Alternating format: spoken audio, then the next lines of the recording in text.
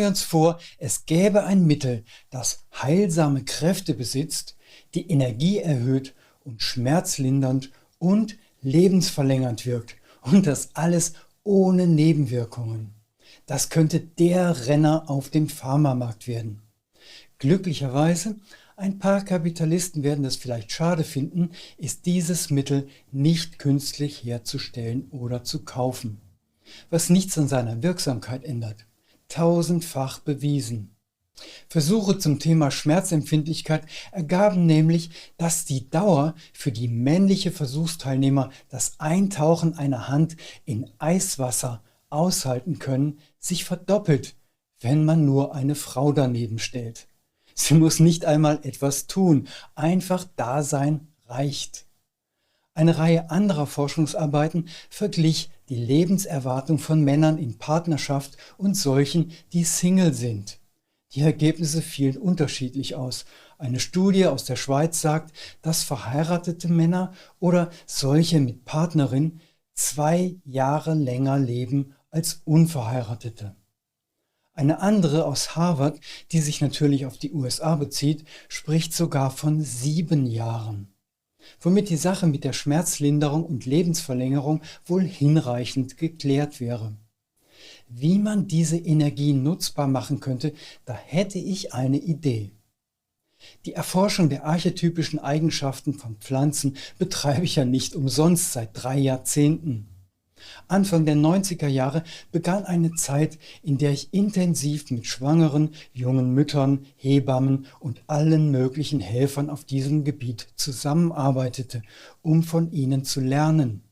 Damals ging es zunächst einmal darum herauszufinden, welche Blütenessenzen geeignet sind, Frauen während der Schwangerschaft und der Vorbereitung auf die Geburt und später energetisch zu unterstützen.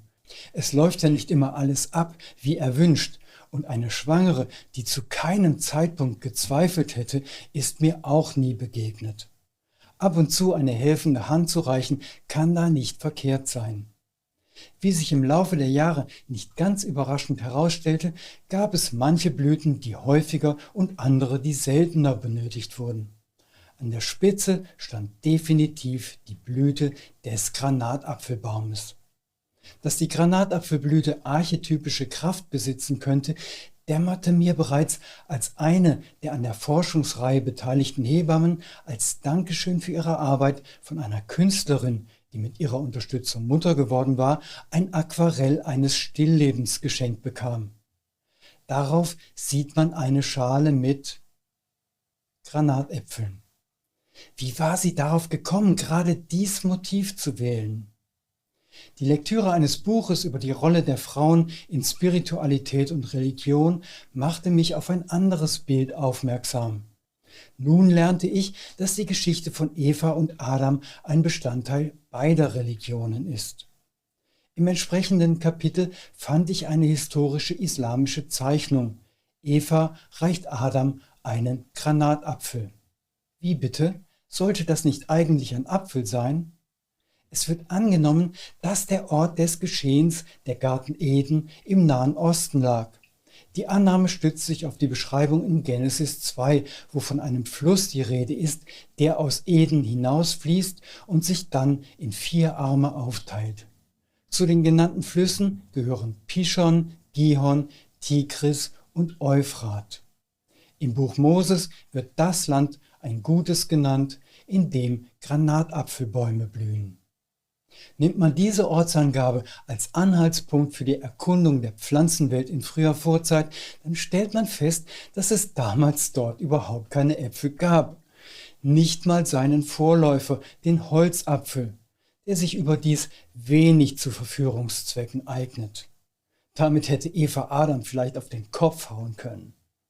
Was es aber sehr wohl dort gab, das waren Granatäpfel. Jetzt war ich natürlich angefixt. Welche weiteren Hinweise auf eine Verbindung von Frauenpower und Granatapfel ließen sich wohl noch finden? Dieser Frage nachzugehen war einfach, denn überall stieß ich auf entsprechende Anhaltspunkte, und zwar in den verschiedensten Ländern und Kulturen, die allesamt die Frucht als Symbol von Weiblichkeit schätzten. aber auch zu verschiedensten Heil- und anderen Zwecken einsetzten, die größtenteils einen Bezug zu Frauen hatten. Da gab es die Nutzung der Schale des Granatapfels als Diaphragma zur Empfängnisverhütung. Es gab Rezepturen aus Granatapfelsirup mit Zimt und anderen Gewürzen zur Linderung von Schwangerschaftserbrechen, aber auch Anwendungen als Orakel. Wenn junge Frauen im Nahen Osten eine Vorhersage über die Zahl ihrer zu erwartenden Kinder wünschten, dann warfen sie eine Frucht mit aller Kraft auf den Boden. Und die Anzahl der herausspringenden Kerne sollte dann angeben, wie viele Kinder sie eines Tages haben würden. Frauen in Südamerika, die sich Nachwuchs ersehnten, schrieben ihren Wunsch auf einen Zettel, den sie zwischen zwei Granatapfelhälften klebten und ihn anschließend vom Strom des Amazonas zu den Göttern treiben ließen. Irgendwann einmal werde ich meine Fundstücke zusammenfassen und veröffentlichen. Vieles weist darauf hin, dass Menschen in den Gebieten der Erde, in denen Granatäpfel zu finden waren, heute kann man sie ja beinahe überall kaufen, die Frucht als eine zutiefst weibliche betrachtet und als Symbol der Stärke der Frauen erfahren haben. Ebenso interessant finde ich den Aspekt, dass sich die moderne Medizin dafür zu interessieren beginnt und nicht erst seit gestern. Der Granatapfel hat sich als wirksam erwiesen, wenn es um die Bekämpfung von Prostatakrebs geht. Es gibt neben der bei uns in den Niederlanden bekannt gewordenen Studie der Erasmus-Universität in Rotterdam auch noch weitere, die diese Wirkung unterstreichen. Es ist kein Wundermittel, kann aber das Wachstum des Tumors in Schach halten. Gemessen wird hier der sogenannte PSA-Wert, der die Menge des prostataspezifischen Antigens angibt. Das ist zwar immer vorhanden, findet man aber erhöhte Werte, kann das ein Frühanzeiger für Krebs sein. Eine Untersuchung der Johns Hopkins Universität in den USA zeigte, dass sich der Anstieg dieses Wertes durch Gabe eines Viertelliters Granatapfelsaft pro Tag verlangsamen lässt. Da diese Krebsart ohnehin oft nur langsam wächst, kann das eine Behandlung überflüssig machen, wie ich in zumindest einem mir bekannten Fall feststellen konnte, in dem 15 Jahre nach der Diagnosestellung keine Beschwerden bestehen, ohne dass nach einer initialen Hormonbehandlung irgendwelche weiteren Maßnahmen außer dem Trinken des Safts ergriffen worden waren. Hatte ich erwähnt, dass Granatäpfel ein pflanzliches Östrogenäquivalent enthalten? Vielleicht hatte Adam ja was mit seiner Prostata, als Eva ihm den Granatapfel reichte. Aber da wäre noch etwas. Es gibt einen Stoff, der möglicherweise eine Rolle bei der Behandlung der Alzheimer-Demenz spielen könnte. Er heißt Urolithin A. In Versuchen mit Mäusen linderte er Entzündungen im Gehirn und verbesserte das Gedächtnis. Nun kann man Urolithin A auch Menschen zuführen, das hat sich aber als weniger erfolgreich herausgestellt, als wenn man den Körper anregt, es selbst herzustellen. Obwohl, das stimmt nicht ganz.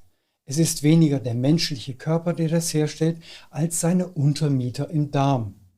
Die Mikroorganismen des Darms verwenden Polyphenole als Grundstoff und machen daraus Urolithin A.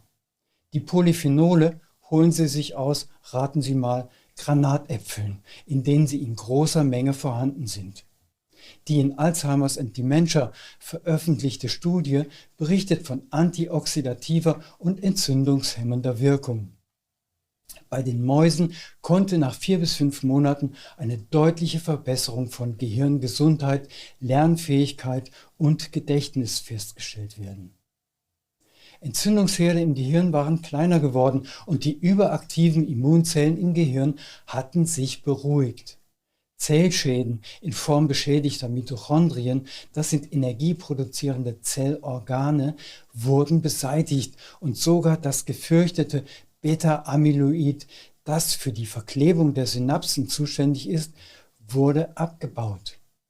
Bei aller Freude ist Euphorie jedoch verfrüht. Warten wir die ersten Menschenversuche ab.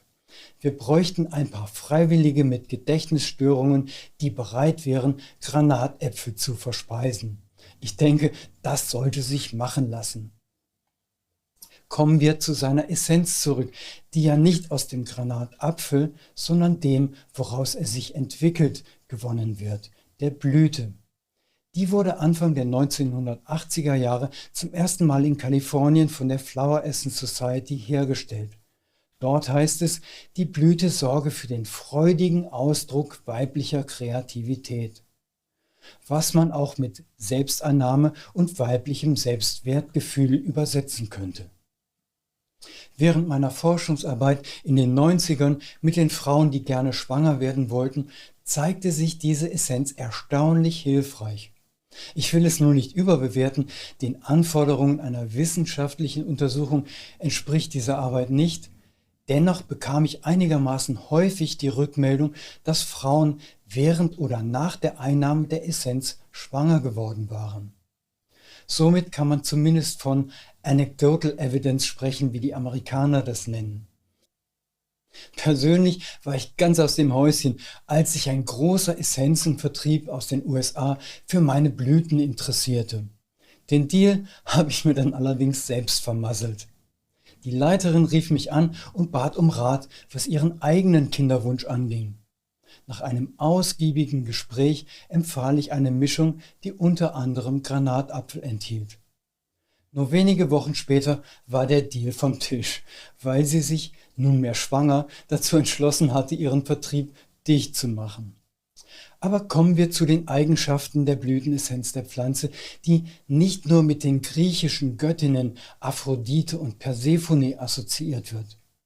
In Phönizien war es Tanit, in Ägypten Hathor, in Persien Anahita, im Hinduismus Lakshmi und Parvati. Der Name der sumerischen granatapfelaffinen Göttin war Inanna und der ihrer babylonischen Kollegin Ishtar. Diese Häufung der Verbindung von weiblichen Gottheiten und der Frucht kann doch einfach kein Zufall sein. Die amerikanische Psychiaterin Jean Shinoda Bolen spricht in ihrem gleichnamigen Buch davon, dass es Göttinnen in jeder Frau gebe, womit indirekt dann auch eine Verbindung zwischen der Frucht und der Weiblichkeit hergestellt wird. Was macht die Granatapfelessenz mit der sogenannten inneren Frau? Welche Erkenntnisse haben wir damals aus den anekdotischen Beweisen gewinnen können? Zunächst einmal eine Bestätigung dessen, was wir ohnehin bereits vermutet hatten, dass sich nämlich die Wirkung des Granatapfels gut mit der Theorie des Gleichgewichts der Kräfte, die wir im Yin-Yang-Symbol erkennen, erklären lässt. Wir sehen hier, dass beide Kräfte, also die männliche und weibliche Energie, miteinander harmonieren müssen, um ein gesundes Ganzes zu erschaffen. Dass zwar ihre Dominanz in einem gewissen Rhythmus wechselt, aber nie eine der beiden Energien die Herrschaft komplett übernimmt. Zumal beide im Kern auch Eigenschaften der anderen besitzen. Was passiert, wenn das Gleichgewicht trotzdem aus dem Lot gerät, egal ob aufgrund der Dominanz oder der Schwäche einer der Energien, sehen wir, wenn wir die Tageszeitung aufschlagen. Stellen Sie einfach die Frage, ob Yin oder Yang den Krieg begann und wie der Name der Person lautet, die den Krieg startete. Sollte Jungianerin Jean Shinoda Bolen richtig liegen und in jeder Frau die Kraft einer inneren Göttin zu finden sein, dann könnte man schlussfolgern, dass man manchmal genau diese Kraft fördern muss. Nämlich, wenn sich eine Frau erschöpft, müde, überfordert oder genervt fühlt. Oder wenn ein Mann sich Allmachtsfantasien hingibt. Die Essenz des Granatapfels, der kulturhistorisch so eng mit dem Wesen von Göttinnen verbunden ist, repräsentiert die Energie des Yin, des Weiblichen. Seine Blüten gelten als Symbol der Liebe, der geistigen wie auch der körperlichen, wobei die unzähligen Kerne als Beweis für Fruchtbarkeit interpretiert werden. Seine männlichen Anteile, also der kleine weiße Yang-Punkt im großen Yin, spiegeln sich im Äußeren bzw. Materiellen, zum Beispiel in der erwähnten positiven Wirkung auf die Prostata. Yin-Energie ist demnach nicht allein Frauen hilfreich. Sie kann auch Männern dabei nützlich sein, innerlich zurück in die Balance zu kommen. Dennoch liegt es natürlich auf der Hand, dass der übergroße Anteil unseres Wissens von Frauen geliefert und auch zusammengetragen wurde, nämlich durch das Feedback der Schwangeren, der Mütter und der rund 100 beteiligten Hebammen. Aus der Sicht der Akupunktur stellt Yin eine weibliche Energieform dar, die in erster Linie im Konzeptionsmeridian auf der Mittelseite der Körpervorderseite gespeichert wird, ganz unabhängig vom Geschlecht der Person. Ein Mangel an Energie in diesem Meridian macht sich körperlich als erhöhte Krankheitsanfälligkeit bemerkbar, steigert beispielsweise das Infektionsrisiko. Daneben verringert sich dadurch aber auch das weibliche Selbstwertgefühl und Selbstbewusstsein, was auch wieder eine Wirkung auf die Männlichkeit der Männer haben kann. Um auf das Thema Unfruchtbarkeit zurückzukommen, ist die Wahrscheinlichkeit einer ungewollten Kinderlosigkeit bei einem Mangel an Yin-Energie größer als bei ausreichender Versorgung des entsprechenden Meridians. Über einen Muskeltest lässt sich leicht und einfach feststellen, ob die Granatapfelessenz die fehlende Energie bietet. Manchmal braucht man auch etwas anderes. Schwäche und Selbstzweifel können ein Indikator dafür sein, dass die Gabe des Granatapfels angemessen ist. Unter der Geburt wurde die Essenz über einen Akupunkturpunkt zugeführt, der in beiden Ohren zu finden ist, und zwar in der Gabelung der sogenannten Antihelix. Das ist eine knorpelige Struktur im äußeren Ohr, die sich wie ein Y nach oben hin teilt. Die Essenz wird auf ein Wattestäbchen geträufelt und mit einem leichten kreisenden Druck in den Shenmen, der auch Gebärmutterpunkt genannt wird, einmassiert. Das kann sowohl hilfreich sein, wenn es nicht vorangeht mit der Geburt, wie auch dann, wenn die Frau verkrampft, also unabhängig davon, ob zu viel oder zu wenig Energie vorhanden ist. Die Essenz wird dann entsprechend in einem etwas langsameren, beruhigenden bzw. schnelleren, anregenden Rhythmus einmassiert. Im emotionalen Bereich geht es um ein gesundes inneres Gleichgewicht der beiden Energien, also des Yin und des Yang. Selbstbewusstsein bedeutet ja, sich seiner selbst bewusst zu sein. Zunächst also einmal wahrzunehmen, wie es einem geht, es zu bemerken und dann etwas zu unternehmen, wenn das gerade nicht so gut geht, zum Beispiel wenn das Selbstwertgefühl im Keller ist. Egal wer man ist und wie man sich fühlt, ohne die Akzeptanz seiner selbst, und zwar in seiner ganzen Fülle, bleibt das Leben unterentwickelt. Teile des Ich nicht auszuleben, bedeutet eine Einschränkung der eigenen Möglichkeiten und den Verzicht auf die volle Erfahrung des Lebens. Was auch für muskelbepackte Motorradfahrer gilt, sollten sie ihre weibliche Seite vernachlässigen. In einer Gesellschaft, die wesentlich nach den Vorstellungen derjenigen geprägt ist, die Machtpositionen einnehmen, fühlen sich manche Frauen genötigt, vermeintlich männliche Eigenschaften zu adaptieren, um im Leben weiterzukommen. Für alle Frauen wie Männer wäre es dagegen viel sinnvoller, wenn sie ihre eigenen Energien nutzten, statt die der anderen zu imitieren. Die Frage ist einfach, will ich ein Original sein oder will ich ein Plagiat sein? Die Kraft der inneren Göttin, oder sagen wir es etwas weniger pathetisch, der inneren Frau anzunehmen, wird bei Frauen Stärke und bei Männern Achtsamkeit bewirken. Sie hilft, das Fehlende hinzuzufügen, nicht das Bestehende zu verringern oder abzuwerten. Ein unbekannter Schreiber sagte, der Mensch ist wie ein Granatapfel. Wenn er den Mund öffnet, zeigt er den Inhalt seines Herzens.